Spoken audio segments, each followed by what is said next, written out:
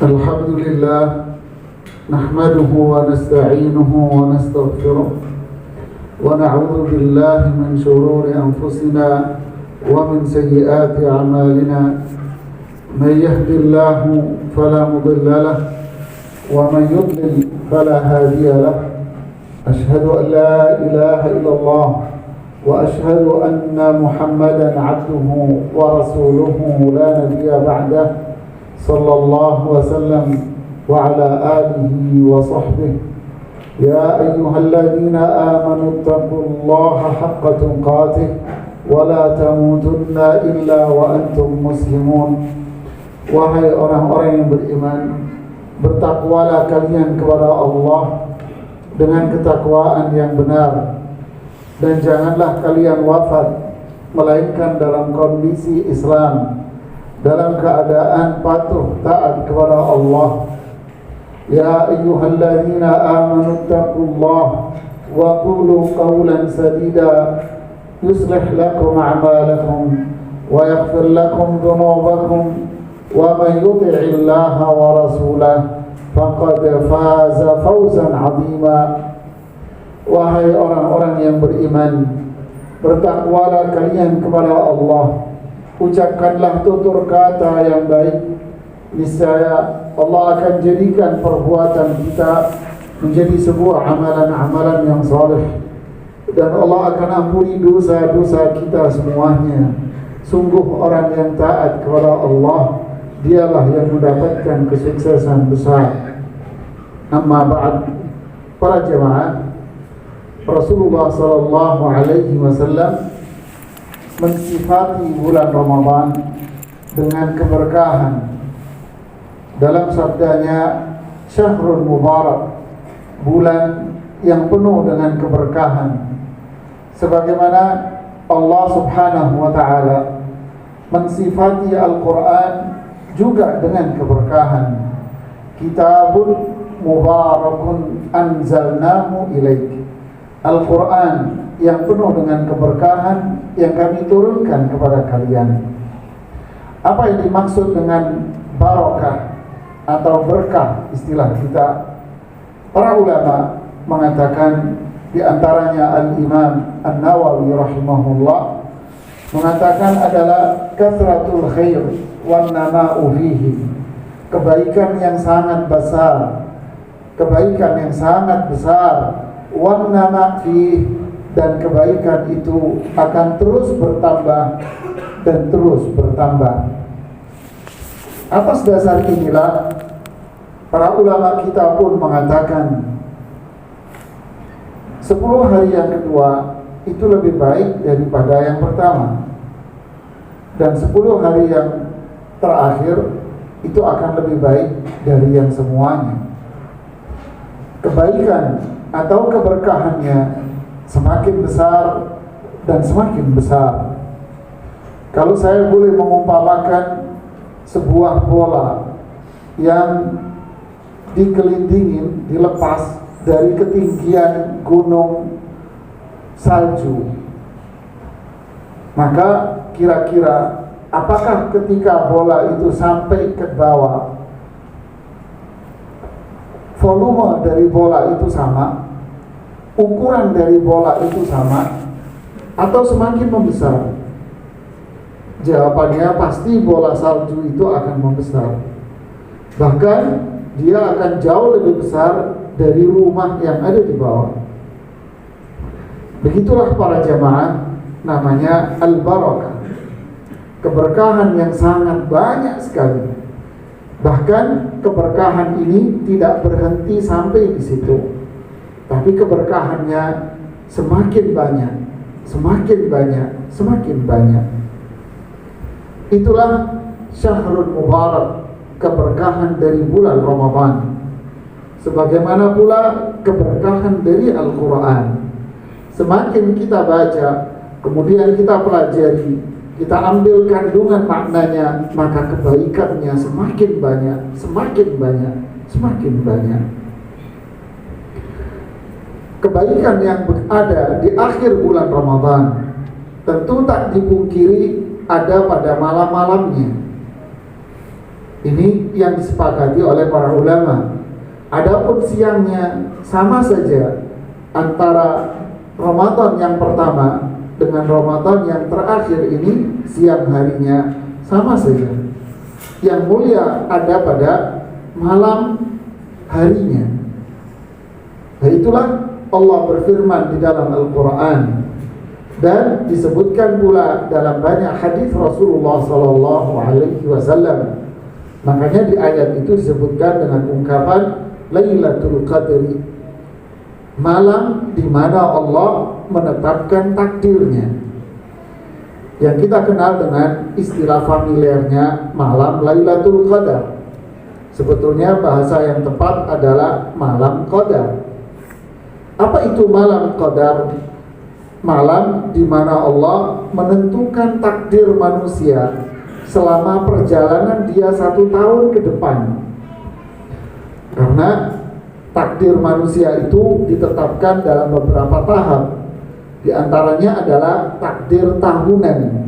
Untuk 1 tahun ke depan, apa takdir kita? Kalau bahasa orang umum, nasib dia setahun depan itu apa? Disitulah Allah tetapkan dan Allah catat di malam yang disebut dengan malam Qadar. Si fulan tahun depan sakit, si fulan tahun depan sembuh dari sakitnya, si fulan rezekinya naik, si fulan usahanya bangkrut, si fulan menikah, si fulan punya anak, dan seterusnya.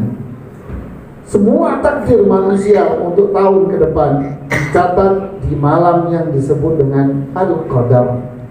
Ini satu, jemaah. Yang kedua, di malam Al-Qadar ini pun Allah menurunkan Al-Quran dari Lauhil Mahfuz, langit yang di atas langit yang ketujuh, ke langit dunia. Inna anzalnahu fi lailatul qadar. Ini kisah di mana Rasulullah SAW awal diutus. Kalau sekarang tentu Al-Quran sudah ada di hadapan kita. Nah, yang ketiga, malam ini menjadi mulia bagi orang Muslim atau orang yang beriman, ibadah di dalamnya. Ketika di dalamnya, di malam itu dia beribadah, maka dia sama saja beribadah dengan 1000 bulan. Nah, inilah kronologi yang disebut dengan nama malam Al-Qadar. Para jamaah sekalian, atas dasar inilah Rasulullah SAW mengatakan dalam hadis Bukhari, man hurima khairuha faqad hurim. Siapa yang terhalang dari kebaikan-kebaikan di malam Qadar ini, maka dia akan terhalang dari kebaikan sepanjang tahun. Lihat ini jamaah, yang tidur dibangunin. Ya, colek itu yang tidur mas, nanti wudunya batal, langsung sholat dia. Man hurima khairuha faqad hurim. Ya, makanya kepalanya jangan nunduk jamaah biar nggak ngantuk. Kepalanya naikin. Nanti Anda tidur langsung sholat, sedangkan sholat wudu Anda batal. Ya. Kemudian Rasulullah SAW mengatakan, man hurima khairuha faqad hurim. Siapa yang terhalang tidak mendapatkan keberkahan di malam ini, berarti dia tidak akan mendapatkan keberkahan dan kebaikan sepanjang tahun. Ini manusia yang rugi sepanjang masa jemaah. Fenomena yang terjadi justru di malam-malam yang terakhir inilah rame-ramenya manusia meninggalkan Ramadan. Mereka akan tinggalkan Ramadan ini rame-rame di malam-malam yang terakhir. Padahal bagaimanakah petunjuk Rasulullah sallallahu alaihi wasallam? Aisyah bercerita dan para sahabat bercerita, karena Rasulullah sallallahu idza dakhala al-'ashru shadda mizarahu wa ahya lailahu wa ayqadha ahla.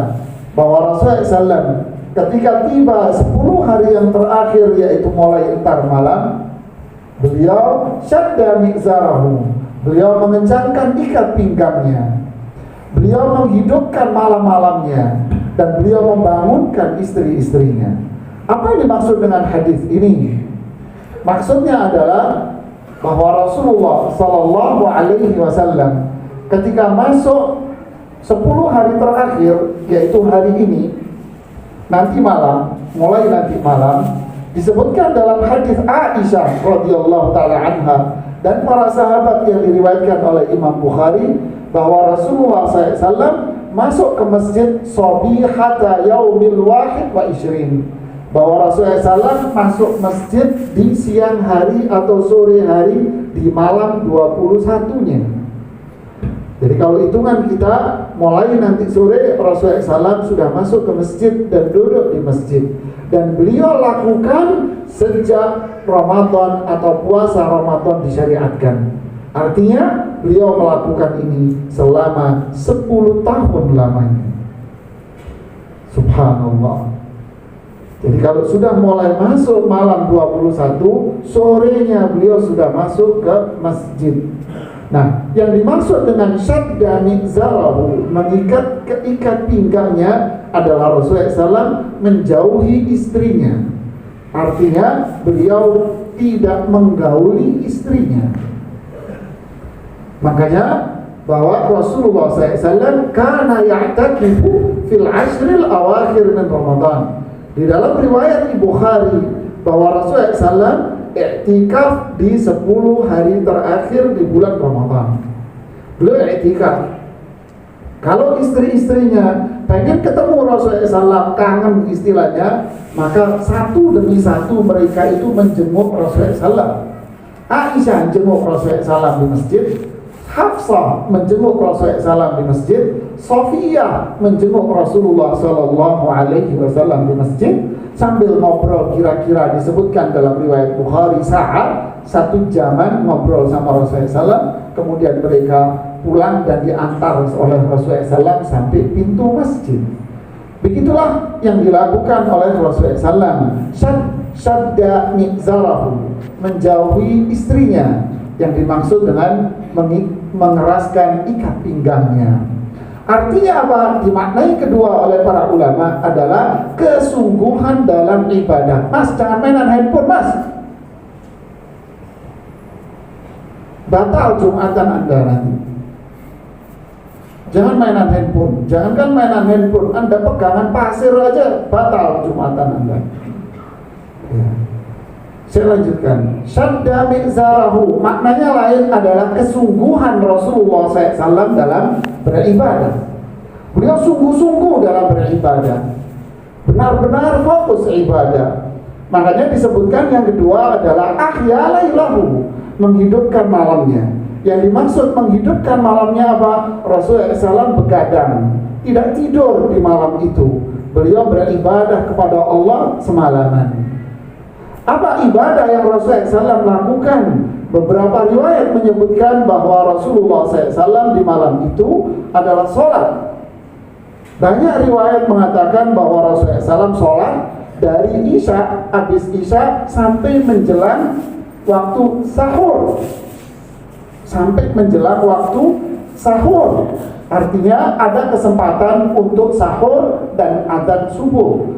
Disebutkan di beberapa riwayat, di situ Rasulullah SAW membaca surat Al-Baqarah, kemudian Ali Imran, dan surat An-Nisa. Bahkan Rasulullah SAW membaca Al-Quran di dalam malam itu. Ya, luar biasa. Jadi makanya Rasulullah SAW mengatakan, man qama Ramadana, siapa yang berdiri di bulan Ramadan, maksudnya sholat. Man qama lailatal qadri, siapa yang berdiri di malam qadar, yaitu sholat. Siapa yang sholat di malam al-qadar, yaitu 10 terakhir itu tadi, maka dosanya dia diampuni oleh Allah Subhanahu wa ta'ala, dan dia mendapatkan pahala seperti ibadah 1000 bulan. Ini amalan yang pertama, yaitu sholat jamaah. Kemudian amalan yang kedua adalah membaca Al-Quran. Sebagaimana yang disebutkan dalam riwayat hadis yang cukup banyak, bahwa karena Rasulullah SAW idza dakhala al-ashr, bahwa Rasulullah SAW ketika masuk Ramadan, beliau itu membaca Al-Quran dengan Jibril. Karena posisinya wahyu, Jibril ingin menunjukkan urutan-urutan Al-Quran kepada Rasulullah SAW. Intinya adalah membaca Al-Quran Rasulullah Sallallahu Alaihi Wasallam di malam-malam itu. Kemudian yang ketiga, disebutkan di dalam hadis Bukhari Muslim bab pula bahwa kana Rasulullah SAW ajwadan nasi bil khair, bahwa Rasulullah SAW itu orang yang paling dermawan.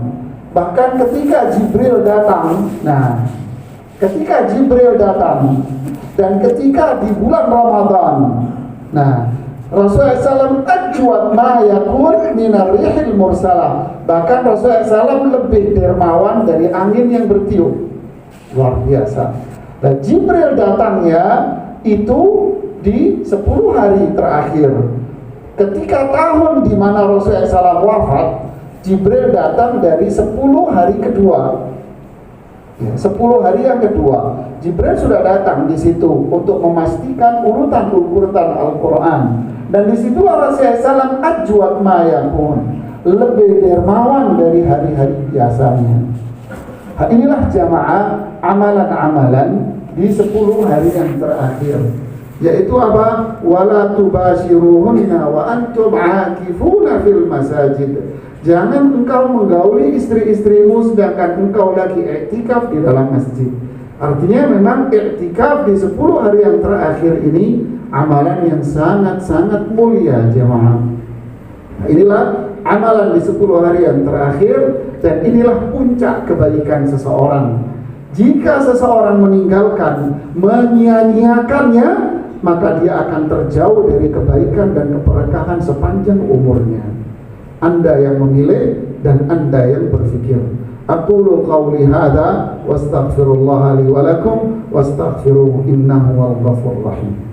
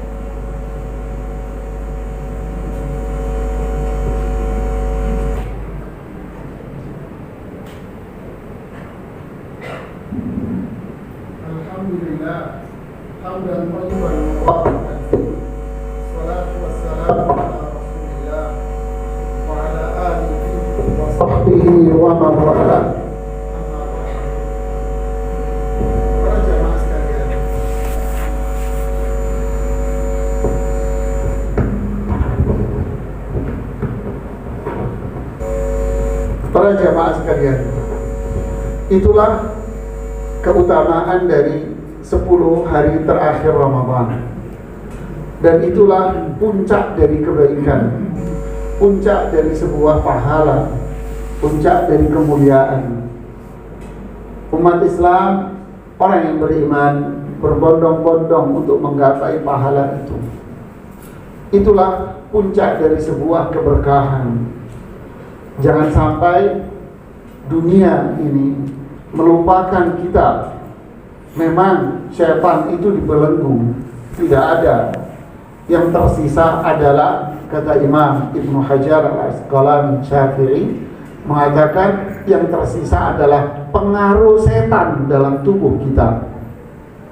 Yang ada adalah pengaruh setan dalam tubuh kita. Karena setannya tidak ada. Pengaruh setan begitu hebat dalam tubuh kita. Awal bersemangat, akhir bosan. Disitulah ujian keimanan. Dan ujian keimanan adalah ekonomi cukup meningkat di 10 hari terakhir. Permintaan barang, orang dagang dan orang jualan luar biasa. Mereka memang begadang di malam hari, tapi bukan untuk ibadah, tapi mereka begadang untuk jualan. Ya. Ada lagi begadang untuk hal-hal yang tidak bermanfaat yang lainnya. Ingat jamaah, man hurima khairaha faqad hurim. Siapa yang tidak mendapatkan kebaikan di malam-malam ini, seterusnya dia tidak akan bisa mendapatkan kebaikan itu. Hati-hati jamaah, kita terhalang dari kebaikan di malam ini, seterusnya Allah akan jauhkan diri kita dari kebaikan ya. Dan satu lagi amalan yang mulia di malam-malam ini adalah apa? Berdoalah, karena tahun depan Allah menentukan takdir kita. La yaruddul qada'a illa du'a. Tidak ada yang bisa menolak takdir kecuali doa yang tulus. Itulah kemuliaan malam-malamnya. Malam-malam Ramadan, 10 hari terakhir adalah malam untuk sholat, malam untuk doa, malam untuk zikir, malam untuk membaca Al-Quran. Kalau kita tidak mampu untuk begadang semalam suntuk seperti yang dilakukan oleh Rasulullah SAW, maka boleh kita beristirahat, tidur untuk menguatkan tubuh kita, tidur sesaat, kemudian kita bangun kembali untuk kita hidupkan malam-malam itu. Sebelum saya tutup khutbah ini jemaah, saya ingin membuka wacana pikiran Anda. Di masyarakat menganggap malam qadar itu muncul sejenak. Ini yang di otak manusia, bahwa malam qadar itu muncul sejenak, sehingga ungkapan jamaah yang i'tikaf, jangan tidur di malam ganjil. Nanti kalau qadar datang kamu tidur, kamu nggak dapat malam qadar loh. Jadi malam qadar itu kayak tamu seakan-akan yang muncul, lalu tamu itu pergi. Ini pemahaman yang sangat-sangat keliru sekali. Bahkan pemahaman yang ngawur ini jemaah. Ya, kenapa? Coba baca ayat Al-Quran itu, Lailatul Qadri khairun min alfi syahr. Kemudian Allah bilang apa? Tanazzalul malaikatu warruhu bi amri rabbih. Di ujung ayat itu Allah mengatakan apa? Hatta matla'il fajr. Para malaikat itu semua turun, bahkan Jibril pun turun. Sampai kapan? Hatta matla'il fajr, sampai subuh. Berarti jika malam itu adalah malam qadar, maka terjadinya mulai matahari itu terbenam sampai azan subuh. Waktu itu kira-kira berapa? 12 jam atau kurang dari 12 jam. Itulah malam qadar sepanjang malam itu. Jadi bukan seperti orang kayak ketimpa bintang gejora begitu, sekali turun terus habis itu hilang. Ini pemahaman dari mana? Kalau ada penceramah yang ngomong seperti itu, hati-hati jangan tidur. Sampai kadang orang yang i'tikaf matanya dikasih balsem biar nggak ngantuk. Ini ngawur ini jamaah. Terus terang ya. Jadi malam Al-Qadar, Islam ini mudah, Islam ini indah, Islam ini kesempatan orang mendapatkan kemuliaan begitu luas Pak. Qadar itu terjadi mulai azan maghrib sampai menjelang subuh. Itulah malam Al-Qadar sepanjang malam itu. Jadi kalau Anda di malam itu buka puasa, kemudian Anda sholat maghrib berjamaah di masjid, kemudian Anda sholat isya berjamaah di masjid, kemudian Anda sholat taraweh saat itu berjamaah di masjid sampai selesai, maka Anda termasuk bagian dari orang yang menghidupkan malam Al-Qadar. Lalu Anda tidur sejenak, kemudian Anda bangun untuk sahur. Sebelum sahur Anda menyisahkan waktu untuk sholat barang 2 rakaat atau 4 rakaat, kemudian berdoa, baca barang selembar 2 lembar, kemudian Anda sahur, maka Anda termasuk bagian dari orang yang menghidupkan malam Al-Qadar. Islam indah, jangan bikin Islam ruwet dan ribet seperti anggapan masyarakat bahwa qadar itu datang cuma semenit 2 menit saja. Makanya jangan tidur, akhirnya anak i'tikaf matanya dikasih balsam. Ini sama sekali bukan Al-Quran. Lihat ayatnya, hatta matla'il fajar, sampai fajar terbit, itulah batas akhir qadar. Manfaatkan, semoga saya juga bisa memanfaatkan. Ini yang bisa saya sampaikan ya. Semoga Jumatan kita penuh dengan Jumat yang berkah di bulan Ramadan ini. Saya menegur bukan karena saya galak, tapi agar Jumat Anda berkah. Ya, innallaha wa malaikatahu yusalluna 'alan nabi ya ayyuhalladzina amanu sallu 'alaihi wa sallimu taslima. Allahumma ighfiril muslimina wal muslimat al ahya'i minhum wal amwat innaka sami'un qaribun mujibud da'awat ya qadiyal hajat. Allahumma a'izzal islam wal muslimin. Allahumma ansur ikhwanana al mustad'afina fi kulli makan. Allahumma ansur ikhwanana al mustad'afina fi Palestin wa fi Suria wa fi Yaman wa fi kulli buqa'il ardi. Allahumma ansurhum nasran mu'azzara. Allahumma kun 'aunan lahum wa nasiran lahum. Allahumma qud bi aydihim ya rabbal alamin ila ma fihi nasrul islam wal muslimin. Allahumma ihdi wulata umurina ila ma fihi salahul islam wal muslimin. Allahumma ihdi wulata umurina ila siratil mustaqim. Rabbana ighfir lana wa li ikhwanina alladhina sabaquna bil iman wa la taj'al fi qulubina ghillan lil ladzina amanu rabbana innaka ra'ufur rahim. Rabbana ighfir lana wa li walidayna warhamhuma kama rabbayana saghira. Allahumma hab lana min azwajina wa dhurriyyatina qurrata a'yun waj'alna lil muttaqina imama. Allahumma ati nufusana taqwaha wa zakkiha anta khairu man zakkaha anta waliyuha wa maulaha. Allahumma inna nas'aluka الجنة وما قرب إليها من قول أو عمل ونعوذ بك من النار وما قرب إليها من قول أو عمل. ربنا آتنا في الدنيا حسنة وفي الآخرة حسنة وقنا عذاب النار. سبحان رب العزة عما يصفون وسلام على المرسلين والحمد لله رب العالمين.